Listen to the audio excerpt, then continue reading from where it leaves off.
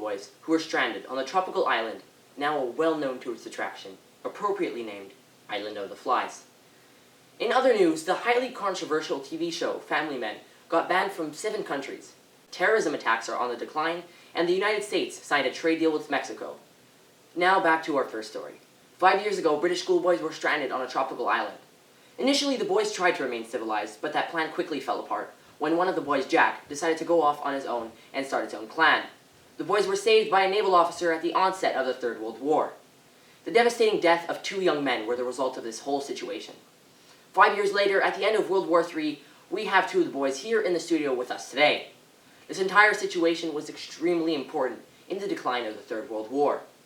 This war was absolutely devastating, and this huge news story reminded people that we need to put an end to this war. Countries like Canada, Russia, China, Uganda, Uruguay came together as a group to help bring peace to the world.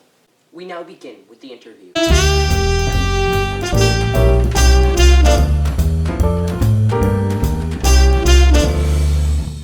Can you please explain the context of the situation fueling Jack's pursuit to kill you? I think it started when we went to get back what was rightfully ours at the Castle Rock. That was Piggy's glasses.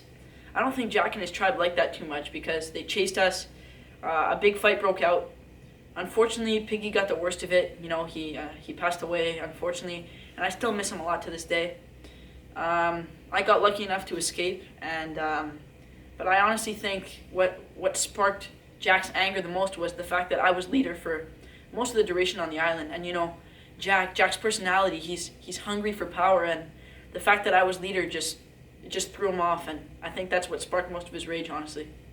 What's your relationship like with the boys after the incident? Well, to be honest, I don't really keep in contact with anyone on the island besides Sam and Eric. In the end, they were the only ones who stayed loyal to me, and, they admired me as leader. In the end, unfortunately, they were forced to join Jack's tribe. It was either that or death. So, I would have done the same as them. If I was being put to death, obviously I would join a tribe. But yeah, I don't speak to Jack. I don't speak to anyone. I'd love to speak to Piggy and Simon if they hadn't passed, but yeah, just Sam and Eric for now. All right, thank you. How have you recuperated since the loss of 2 of your friends on the island? Well, I'm not gonna lie, it's been affecting me a lot since my stay on the island. It's 5 years in the past, but it's still on my mind every day. At the time, I was 12 years old, and I experienced 2 deaths of boys my age. It's something no 12-year-old boy should experience. It's something nobody should experience. But unfortunately, death is a part of life, and, we have to deal with it. I've gone to therapy. I think my parents put me into therapy, I think about 5 months since I've come off the island. And I've been in therapy ever since. It's helped me recuperate. It's helped me a little bit, but honestly, I think those 2 deaths have scarred me for life, and I'm not sure if I'll be able to get over it. They were good friends of mine, and I miss them. Do you think you'll be able to be friends with Jack or anybody else other than Sam and Eric, for that matter, since? I'm not gonna lie, my stay on the island pretty much, I'm gonna say it's like a wall between my friendship between me and Jack. Jack and I, we didn't really know each other before the island. We became friends early on, but then I realized his true personality, his hunger for power, and I don't think I could ever be friends with someone like that. So honestly, I don't think I'll ever, go back to being friends with Jack. I think our relationship will be cut off. Maybe some other guys on the island I'll eventually develop some friendship with, but for now, I'm just cutting off all relations with everybody besides Sam and Eric, which were truly loyal to me. All right, that was great, Ralph. Thank you. Now we move on to Jack's interview.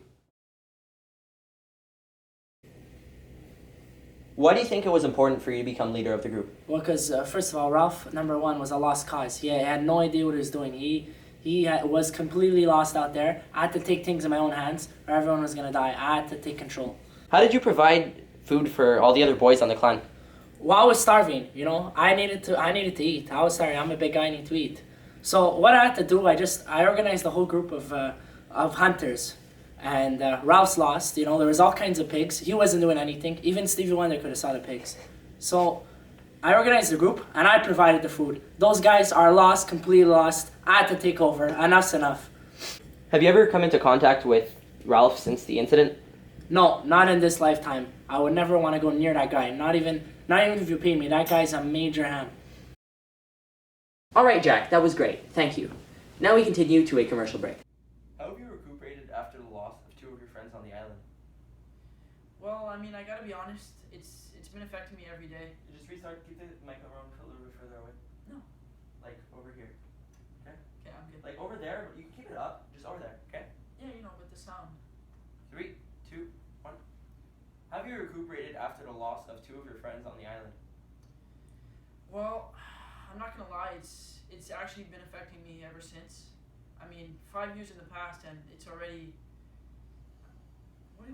I said it's already. I should have said okay. 3, 2, 1. How have you recuperated after the loss of two of your friends on the island? Well, I'm not gonna lie. It's actually been affecting me ever since. I mean, 5 years in the past, and it's still on my mind every day.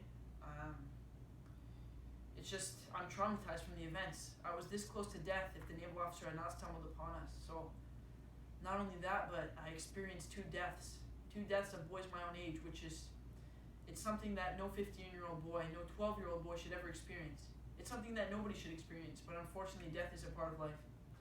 I'm currently in therapy still. I joined therapy about maybe 3 months after my stay at the island, and I've been in therapy ever since. 3 months after your stay at the island. You have therapy on the island.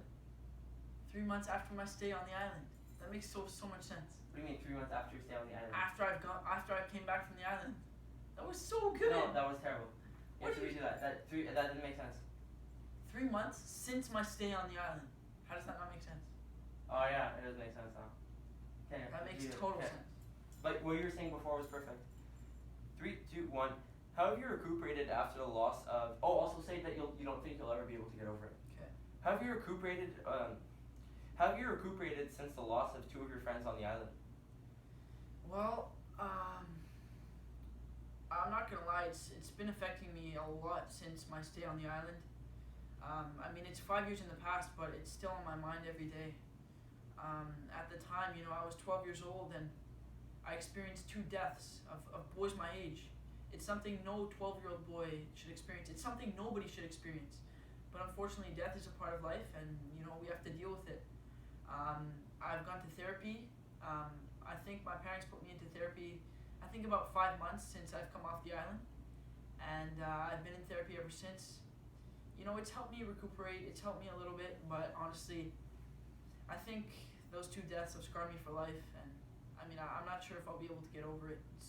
They were good friends of mine, and I miss them. That was perfect.